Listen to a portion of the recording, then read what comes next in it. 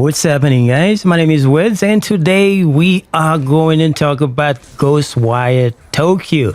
Now, this game just launched on Xbox Game Pass. For those of you that are subscribers, you have a treat. So I have been playing this game since it launched on Xbox Game Pass, and I am loving it, and I figured you might love it too. So after playing for about 8 hours, and I figured I should give you guys some tips, especially if you are on the fence whether or not you want to play this game. And let's go. First thing first, we're gonna go to the starting page and then go to the option. Now whenever you start a game, you always know, just make sure you go to the options and then just change the things that you want to change. Like for instance, make sure the audio language is in your language, because it would start with Japanese. But if you're American, you might want English, but I know some people like the Japanese version, so you do what you got to do. But just know that you have options, and those are the things that you can do. And also, if you are someone that doesn't want to deal with horror effects, then you can just change this so you don't see all this gory stuff. It's not that gory from what I can tell, so I'm pretty sure anybody can handle it, but then you never know. So just make sure you check that out. This option is there for you, and just go ahead and check out the option. Now, as far as the control, you can change the control the way you want to. There's an option for you to actually change the buttons. If you don't want them to be on the default settings, then you can just go and change them as well. And in the UI, it is what it is. And then as far as the graphic, if you are playing on Xbox Series X or X, then you get some option for the HDR version. And if you are someone that is colorblind, then you also have that option. Now, when it comes to the graphics mode, I have mine on performance because it plays well for me that way. But I know some people may want to change the option, but you do have all these options available for you. So just do what you got to do.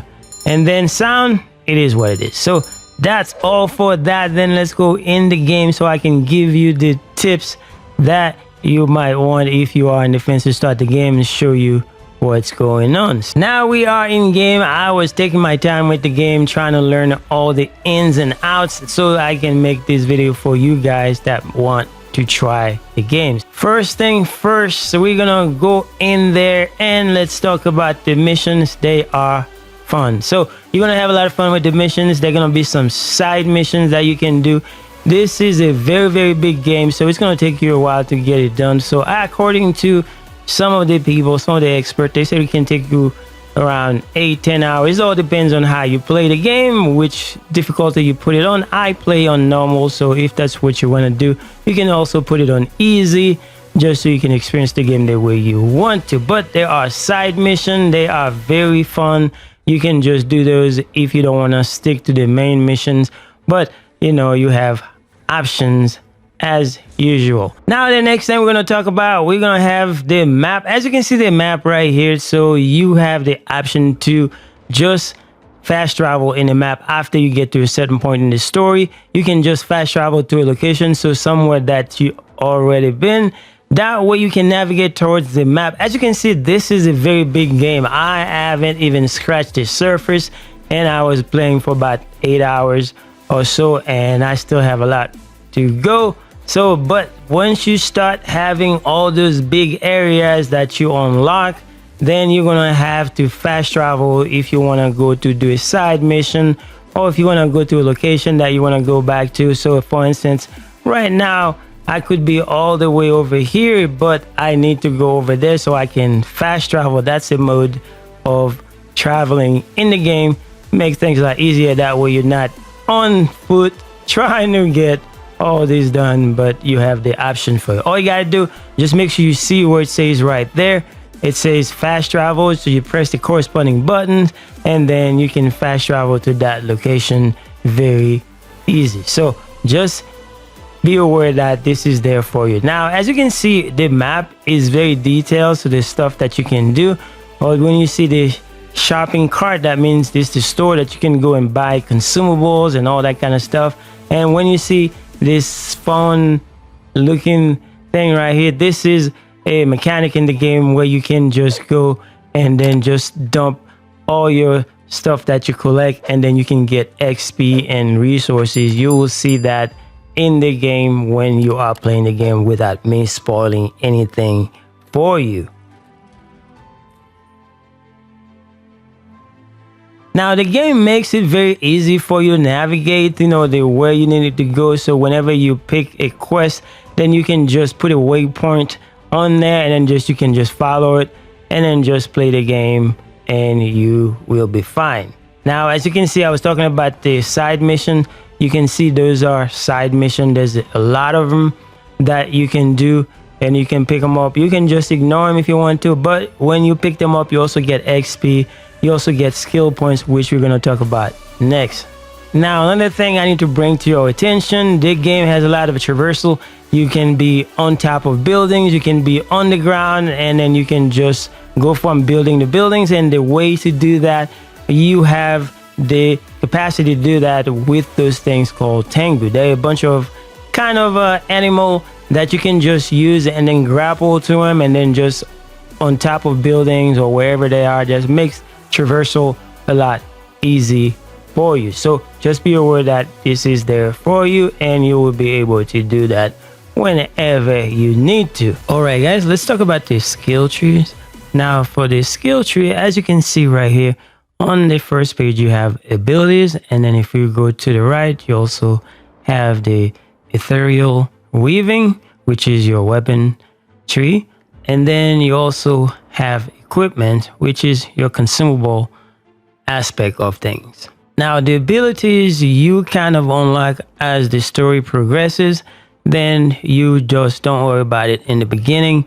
You just have to worry about the weapon aspect of things. Now, the first one I would suggest that you unlock is going to be the wind weaving. This is your main weapon to deal damage, and it's almost like your primary weapon because it's got more rounds than the other ones, and then it is the one that you're going to use most often. So just make sure you unlock this first, and then if you have more points, just make sure you put it in the wind charge attack, more shots, because you want more shots.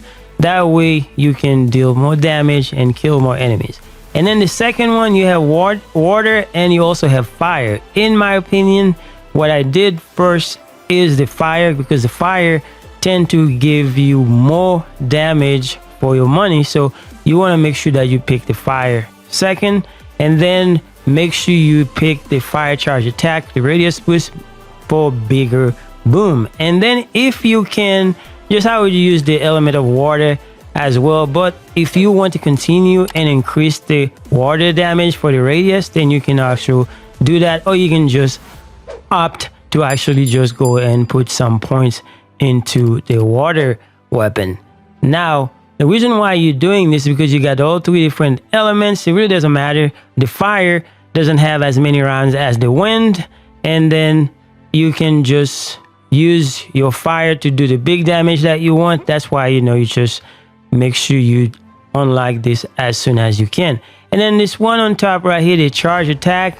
Now, it's whenever you want to. Just if you can read the thing, you can see what it does and what it says, so you'll be fine. Now, let's move over to the abilities. Now, when it comes to the abilities, the next one you need to choose, the first one on there, is going to be the core grab HP restoration, because this one, whenever you just do a finisher to an enemy, then you just got your health restored, and this is very good for survivability.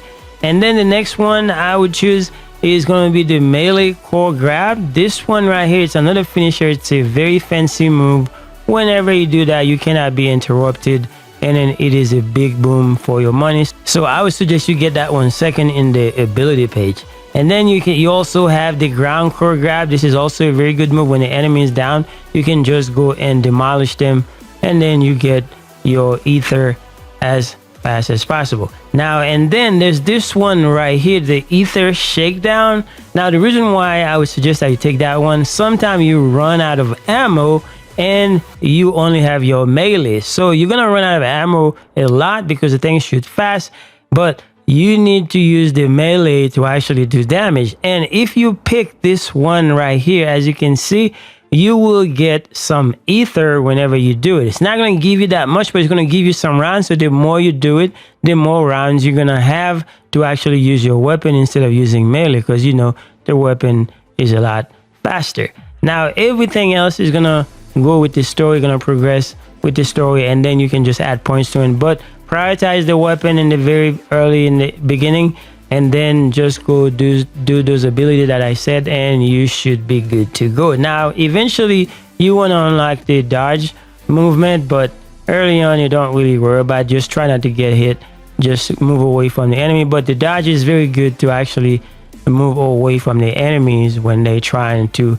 actually choke you. So that's one thing about the skills. And then the last one we're going to talk about is the consumable. Now as you can see right here, now if you go down to the very bottom, you can see the consumable, the capacity boost. Now when you first started, you can only have one consumable, but if you go and increase this one to 5, that means you got more. So whenever you need to actually use a consumable, then you have more than one to use. So it's going to be a lot better for your survivability.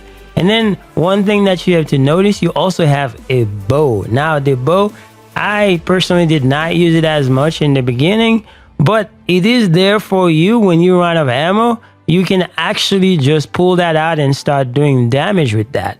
But I didn't use it that much, so I didn't spend a lot of points on it. So I just leave it as is in the beginning. But know that it is there for you. You can use it whenever you need to. It only takes 10 arrows, but at least it is some ammo rather than trying to use the melee. Now the next thing we're going to talk about, and this will be the final things that we talk about, is the shop. When you go to the shop, make sure you buy what you need, but don't forget to buy some dog food. You might be wondering, why would you want to buy dog food? But it is very important that you buy some dog food, because there are dogs walking around, and when you see them, you can go and pet them.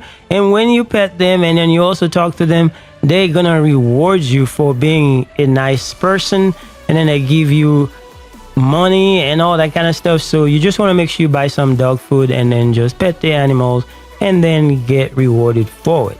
Anyway guys, that's all we have. I didn't want to go into too much detail. Just remember that this is a very good game. It's on Game Pass.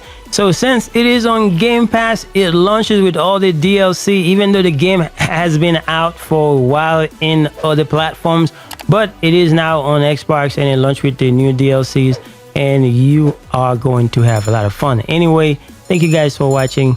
I will see you guys in the next one.